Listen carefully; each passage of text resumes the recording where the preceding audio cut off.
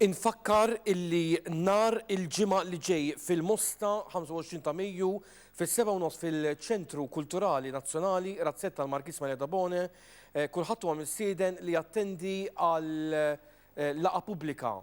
Laqa pubblika fuq is-suġġett minn kull deni eħlisna nitolbuk mulej, kitba ta' Dr. Simon Merċieqa, direttur tal-Mediterranean Institute fiħdan l-Università ta' Malta nar il-ġimgħa 25 ta' Mejju fis-7:30 filgħaxija. Sija qabel però fis-6:30 fil-Knisja Arċiprestali tal-Mosta, il-Mosta Football Club sejrin jiċċelebraw qudiesa għal membri kollha minn żgħar sa kbar jiċċelebraw propju jirringrazzjaw l-Alla eluq l-istaġun sportiv li kellhom il-Mosta jidher li marret anke tajjeb f'dan l-istaġun u għalhekk ningrazzjaw l-Alla ta' dak kollu li jagħmel ma' dan il-klabb tal-Mosta, il-Mosta Football Club propju f'dan l-istaġun. Iva, nar il-ġimgħa 25 ta' Mejju fis-6:30 ta' filgħaxija. Iva, nara il-programm illum permezz ta' l-Aħmadija Musulmana ikonna isu darba f'xar nistidnu ħdejna lil-qatif għaliex jiena nemmen illi din l-Aħmadija Musulmana qiegħda tagħmel ħafna u ħafna ġid bil-messaġġ tagħha biex aħna dejjem insiru qrib xulxin u il-messaġġ tagħhom jasal. U jiena anki fir-responsabilità bħala xandar illi inwassal anke dan il-messaġġ permezz ta' fil-kasta l-Aħmadija Musulmana permezz ta' qatif. Lodwa tajba qatif. Fil-fatt illum forsi nitkellmu ftit dwar il-liġi xarjani jgħidu aħna Iżlamika. X'tik konsisti eżattament? Iva, grazzi ħafna għall-istedina tiegħek. Islamic Sharia Law levelat qabel kollox irid biex nispjega x'ifisser din il-kelma. Islamic Sharia Law din il-kelma hija l-Arbija li tfisser it-tri. U dan ifisser it-tri li twaslek ximkien. Per eżempju, meta ngħidu din it-tri użu li biex iwaslek ximkien. Kodiċi fejn għal mod ta' ħajja fejn tittasal. Iva, għax il-xerija hija tri biex iwaslek lejn Alla u ħdejn l-umanità. Ġifieri qatif qegħdin nifhmu sew. Kull talim li ġej li huwa divin, li ġej minn Alla, dak ngħidulu xarja. Iva, kull talim li ġi minn għand Alla fi reliġjoni differenti u li ġabu profeti differenti u għax-xerija. Per eżempju, ħanatik eżempju, Ten Commandments. L-10 mandamenti. Iva, dawn huwa koll parti tal-xerija li ġab Mosè. Għax-xerija huwa tri li iwaslek lejn u ħadejn Alla u li ħadejn l-umanità. U kull talim li ġi minn għand Alla, il-lan taħħa tiegħu kien biex il-bnedmin jersu iktar lejn Alla u l-bnedmin biex jagħmlu parti magħhom, jirrispettaw xulxin u juru imħabba u toleranza bejnietom. Dak talim, kull talim huwa xerija. Imma illum il-ġurnata hemm meta nismgħu din il-kelma xerija, dan ifisser u ħafna jirreferu li Islamic Sharia Law biss. Il-kastigi speċi.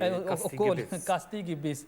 U dak anke ħafna Musulmani ma jifmux li x-xerija hija ma jfissirx li hemm kastigi biss. Il-Quran imaddis kollu mill-bidu sal-aħħar huwa Islamic Sharia. Hemm iktar minn 700 komandament fil-Quran. U dawn kollha jagħmlu parti tax-xerija Islamika. Imma jnies ħafna drabi anke Musulmani jiffokaw fuq kastigi. U jekk nagħmel isu reliġjon tal-liġi, tar-rabta, speċi tagħmel xekk u tagħmel xekk u ma tistax dak dnub u dak jista' niffukaw li huwa ħażin naħseb fl-aħħar mill-aħħar. Iva, għax jekk nagħmel pereżempju jekk naqsem din il-suġġett biex l-udjenza tagħna jifhmu sew, nistgħu naqsmu Islamic Sharia Law f'erba' osmijiet. Per eżempju, it-talb u l-qima lil Alla. Din huwa l-ikbar u l-iktar importanti komunikazzjoni. Komunikazzjoni mal-Alla biex tħobb biex titlob minn għand Alla u tsir bħala bniedem ta' veru, bniedem tal-valuri, tal-imħabba lejn Alla. U t-tieni huwa l-imħabba lejn umanità u d-drittijiet tal-oħrajn, per eżempju, drittijiet tal-familja, drittijiet tal-tfal, drittijiet tal-ġenituri, drittijiet tax-xjuħ, drittijiet tal-ġirien, drittijiet tal-foqra u anke drittijiet tal-animali. Dawn kollha jagħmlu parti mal-Islamic Sharia. Interessanti di tal-annimali. Nispiċċa ftit. U t-tielet huwa il-valuri u il-morali. Għax il-morali huwa l-Islam, il-Quran huwa mimli wkoll b'ħafna valuri u morali. Per eżempju, dejjem ngħidu verità. Dejjem nieħu ħsieb ta' nies madwarna. Dejjem inżommu infusna nadif.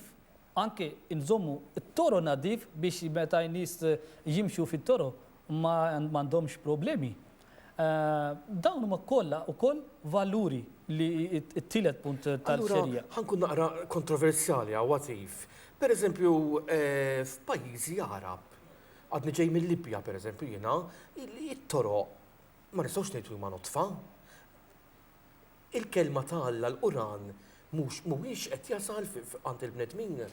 Is-sistema politika, ġifieri qed nitkellmu hekk mhux qed nistudjaw flimkien. Iva, għandek punt tajjeb, ek naraw fi ħafna pajjiżi musulmani li hemm huma ma jippratikawx it-talim veru tal-Islam. U jekk jippratikaw it-talim skont li il-Quran, nasib l-affarijiet tagħhom jirranġaw bil-mod tajjeb u aħjar u bla xkil. Din hija punt ukoll il-profeta qaddis, profeta Muhammad il-paċi tkun miegħu, qal li fl-aħħar żmien il-Musulmani se tkunu il-bod mit-talim veru tal-Islam. Dak kien diġà minn 1400 sena ilu qal li fl-aħħar il-Musulmani ma jippratikawx it-talim Islamiku skont il-xinajdu according to is si abbandunaw. Abbandunaw il-sens veru ta' talim. U hekk naraw fil-pajjiżi Musulmani għax jekk jippratikaw. Il-profeta Muhammad qaddis qal li n-nadifa hija parti l-iġene. Iva, parti kbira tal-fidi tal-Musulmani. U jekk ma jżommhomx nadif, ma jżommhomx it-toro nadif, l-ambjent madwarhom nadif, dan ifisser li huma jħallu biċċa kbira tal-fidi tagħhom barra. Fil-fatt li anka diversi reliġjonijiet, anke fosthom dik il-Musulmana, anki fil-każ Kattolika wkoll, qed taħdem ħafna fuq l-ambjent kif għandna nistmawh. Illum anke l-Knisja tisħaq ħafna fuq tara sfortunatament xi ħadd isuq xorob minn fl-ixkun u tara jarmih ġo roundabout pereżempju. Mhux affarijiet sbieħ u l-Knisja anki it-twemmin tagħna bħalissa fil-mument qed tisħaq ħafna fuq kif wieħed għandu jġib anke l-imħabba kif qed jgħidin anke għatif anke permezz tal-Quran l-imħabba lejn it-tagħlim anke divin. Min jixtieq jikkomunika magħna, diskussjoni verament interessanti, jiena verament nieħu gost nisma' lil Latif għax nitgħallem ħafna, anke jien personalment, jista' jċempilna 27600 u anke niftħu anke is-suġġett tagħna llum. Fadlilna kwarta fil-kumpanja ta' xulxin u nistgħu anke niftħu anke dan is-suġġett. Iva, fil-fatt anke fil-kotba mqazza ta' reliġjonijiet oħra qatif.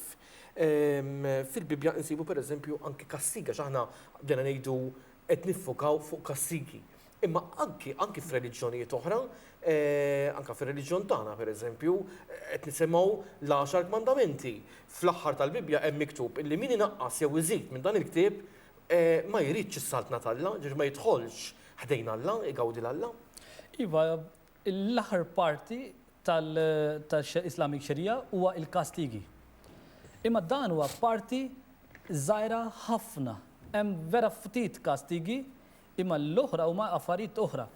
Dawk kastigi huma wkoll insibu kif inti qed fil-kotba imqaddsa oħra, anke fil-Bibja jew fil-talim ta' reliġjonijiet oħra. Imma lan ta' dawk il-kastigi mhuwiex biex Alla ma jrix biex jikkastiga il-bnedmin, dan mhux lan. Lan huwa biex iżommu is-soċjetà kollha fil-paċi u fis-sigurtà. Din hija lan u l-kastigi huwa Alla meta pereżempju huwa meta jisemma daw kastigi fil-Quran. Inti qed tgħid li nkunu iktar stabbli magħna nfusna anke f'soċjetà, anke jekk wieħed jaqbes karozza fit-traffiku jeħel multa. Iva, imma kif illum il-ġurnata, per eżempju, ħajja ta' kuljum, inti għajmt punt importanti, għana ħafna kodiċi u liġijiet, per eżempju, liġijiet ta' toro, meta jinsu, meta red light, għana biex nifu. Dan huwa koll, da liġi. U fil-kotba imadsa, Allah u koll semma xi liġijiet biex il-paċi tas soċjetà tiġi assigurata. Dini għall-lan. Sigurtà, għax anke jekk inti qed issuq bla doċċ, tista' tweġġa' l xi ħadd, tista' toqtol il xi ħadd tal-aħħar isqatt. Ġifieri qegħdin ngħidu illi Alla ħaseb għal kollox tista' tgħid. Iva, għax pereżempju il-ħallelin huma jisseqru il-ġid tal-oħrajn. In-nies li joqtlu il-bnedmin oħra, il-bnedmin innoċenti. Hemm kastigi lil dawk il-persuni li huma jagħmlu ħsara kbira lis-soċjetà. U jekk ma nagħtumx il-kastig, huma se jibqgħu jagħmlu ħsara lil oħrajn. Pereżempju, illum il-ġurnata hemm ħafna, pereżempju, jekk niddiskutu xi pajjiż, hemm għandhom ħabs kbar biex ipoġġu hemm in-nies kriminali li jagħmlu ħsara lis-soċjetà. Imma ħadd ma nobody points out those dawk affarijiet, imma meta Alla jsemmi xi ħaġa kulħadd li dawk mhux tajjeb, dawk huwa barbarizmu, dawk huwa xi ngħidu violenza, estremizmu. Le, dak mhux l-għanwa, mhux biex ma jridx biex ikkastiga lil bnedmin, imma l-għanwa biex jiffurmaw ruhom. So they also refrain mill-dnubijiet, mill-ħażen. U l-punt ieħor li s-soċjetà kollha se tibqa' fil-paċi u fil-imħabba. Għafif, kemm hemm bżonn kif ser nagħmlu biex iktar niffukaw fuq dawn il-prinċipji divini? Kif ser nagħmlu pereżempju jien għadni kif semmejt il-Libja, semmejna s-sewqan. Is-sewqan fil-Libja ma nafx għandekx idea fil-moment huwa ta' twaħħix tal-biża' kieku naħseb Malti mhux jien biss naħbtu mill-ewwel. Jiġifieri kif aħna il-kelma tal-Koran illi tant hija stmata, tant hija meqjuma anke f'pajjiżi bħalma aħna semmejt il-Libja, kif nistgħu aħna nedukaw lil dan il-ġens, lil dan il-poplu, aħna qed nsemmu l-Libja mhux fil-Libja biss kullimkien. Aħna anke f'pajjiżna ġifieri ma rridux ngħidu li jkun hemm mhux l-ewwel darba li tara l xi ħadd isuq bla doċċ u tittoqgħod attent minnu kif isuq ħadd ieħor għax jista' jikkaġuna anke ħsarat anke fil-bniedem. Naħseb li dan huwa dmir ta' kull persuna tas-soċjetà u l-ikbar dmir huwa ta' dawk il-persuni tal-mexxejja tagħhom, tal-mexxejja ta' reliġjużi tagħhom, għax għandhom dmir biex jagħtu edukazzjoni tajba lis-soċjetà tagħhom, lin-nies tagħhom. Għandhom dmir u level net għandhom dmir biex jifhmu it-tagħlim Iżlamiku sew lilhom infushom, imbagħad jagħtu dan it-tagħlim lin-nies tagħhom, lill-bnedmin tagħhom.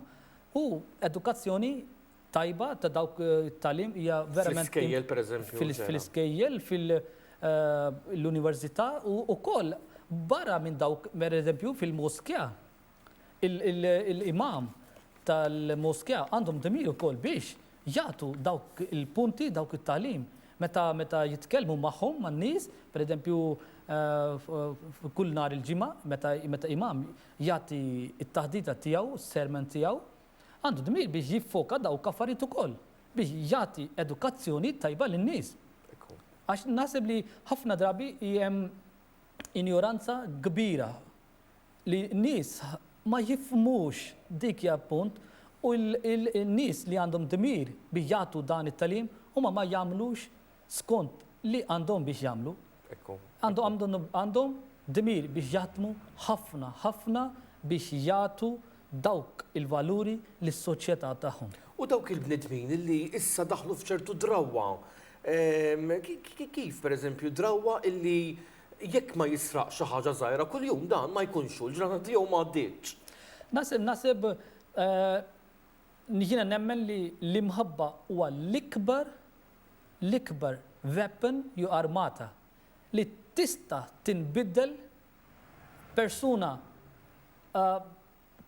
kompletament. U jekk dawk in-nies huma jiddiskutu u jagħtu pariri tajjeb bil-imħabba u bil-sinċerità, jistgħu jinbidlu dawk li għandhom dawk drawijiet. Jiena ħanajdlek għandi esperjenzi li dawk in-nies pereżempju li jixorbu. Kont nitkellem magħhom u ħafna li naqsu fix-xorb u wkoll maru lejn il-moske biex jittolbu u maru biex jagħmlu l-karità. Imma importanti biex niddiskutu magħhom levelet bil-imħabba u bis-sinċerità kollha. Ma nagħmlux, ma nurhomx li aħna tajbin u intom mhux.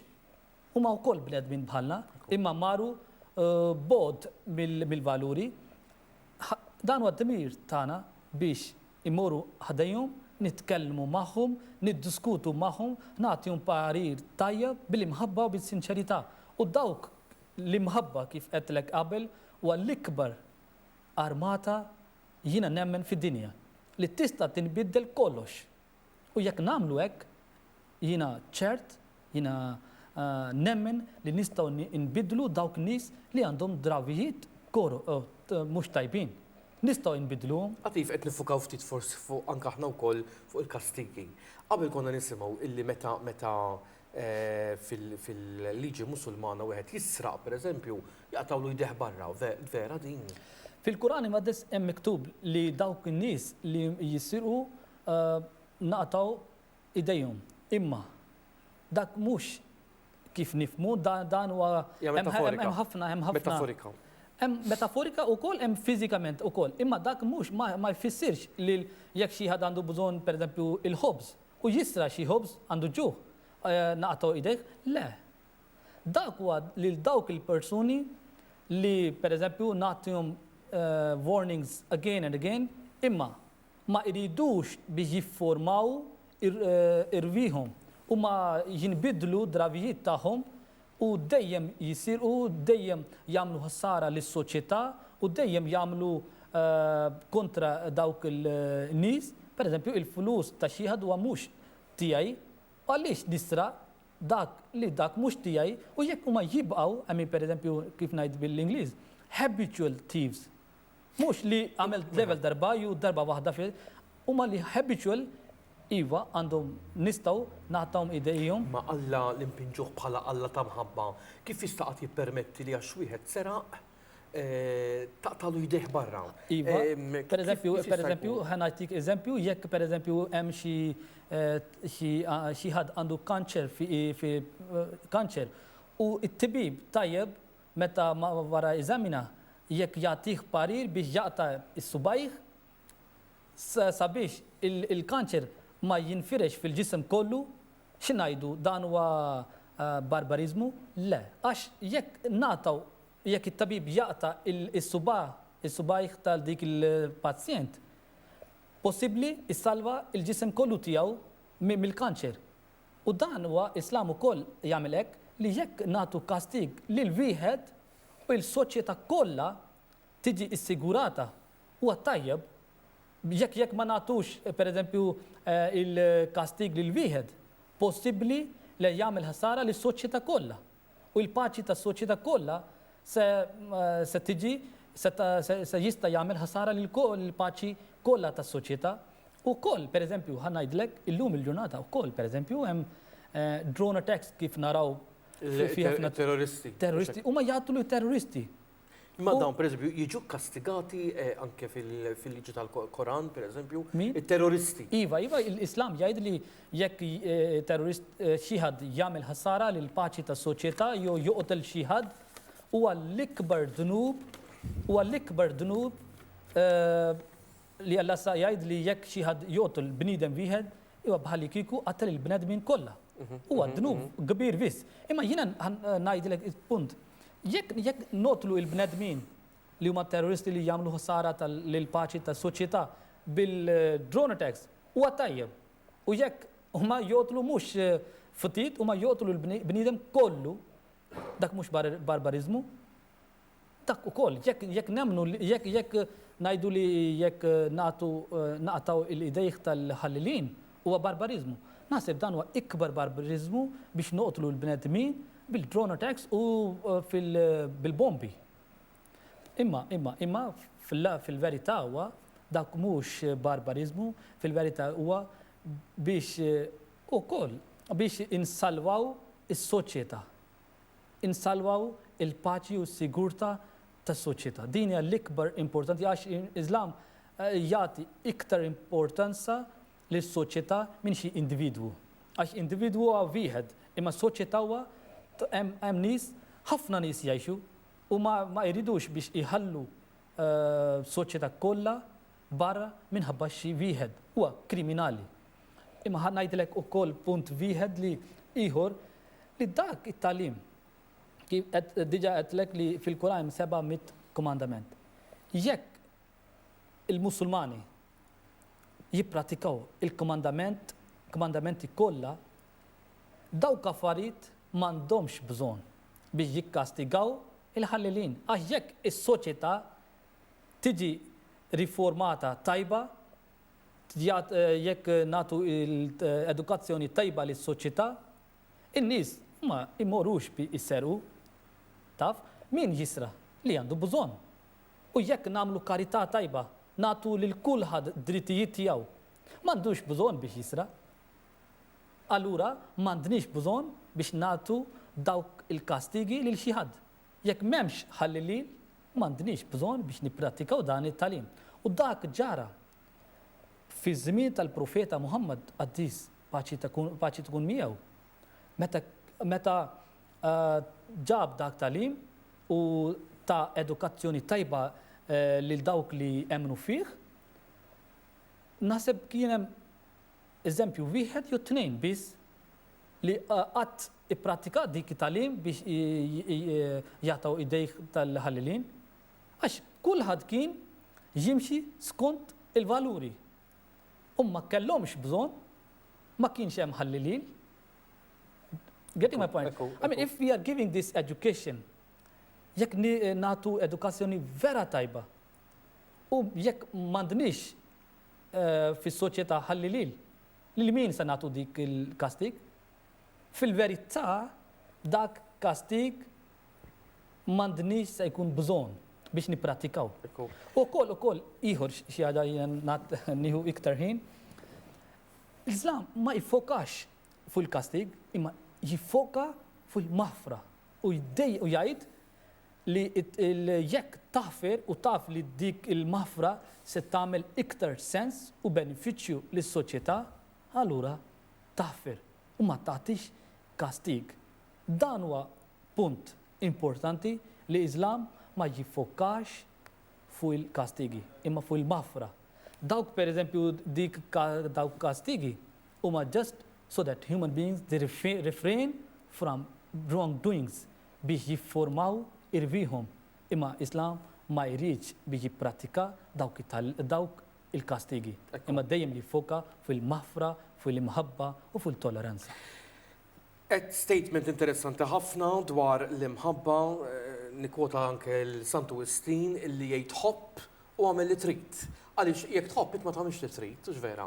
Ġifieri bilna anke fil-kliem u t-tagħlim li hemm.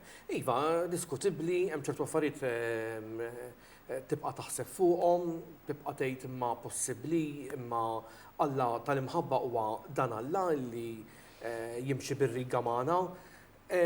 Aħna kull ma nagħmluh bi-skop tajjeb u kull ma nwasslu aħna l-iskop tagħna ta' dalgħodu huwa li nwasslu sigurtà fuq dina l-art permezz tal-bnedmin u permezz tal-Alla divin f'nofsna. Għatif, grazzi ħafna. Grazzi ħafna. Nirringrazzja wkoll lil sħabi Viktor Vella, Sergio Costa taħt id-direzzjoni ta' Wilfred Karwana. Jiena narakom il-lejla fid-9. Il-lejla għandna programm apparti li mimli, għandna ħafna esperjenzi ta' bnedmin illi fil-li kienu se jmutu dawn u l-lejla ħajkunu magħna. għalhekk nixtieqhom tkunu magħna lejla fil-boost, il-kuraġġ tagħhom, id-determinazzjoni tagħhom illi irid jibboostja ħafna telespettaturi tagħna. Sa dan it-tant, sinjuri, l-kumplament tal-jum it-tajjeb saħħom.